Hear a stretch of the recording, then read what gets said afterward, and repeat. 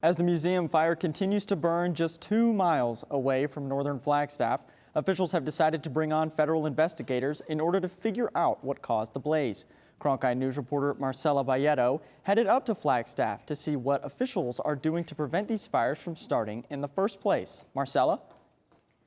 Aside from the monsoon, fire officials also depend on thinning out the forest in order to prevent fires like this one from happening.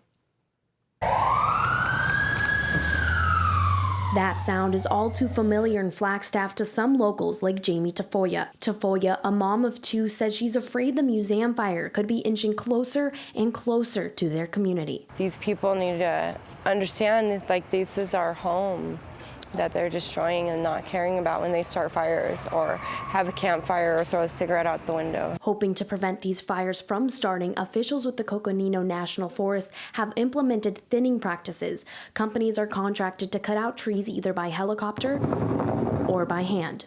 There's been helicopter logging units up there that it has burned into a little bit, and another one called the Weatherford unit that it burned into. And some of those helicopter units were in the area before the museum fire started up until last Friday. Loggers were working on trucking out these large piles of logs called decks. That wasn't the last of the decks. There's other decks up there, and those are basically, we're going to be put up for sale.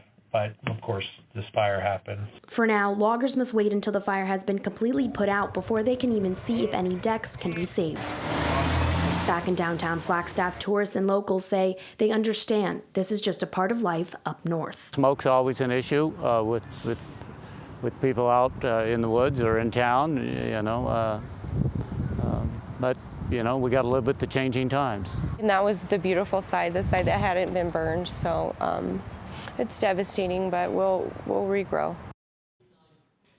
The latest information indicates that the museum fire is currently 12% contained and that the U.S. Forest Service has been brought in order to investigate what started the blaze. At the digital desk, Marcella Baietto, Cronkite News.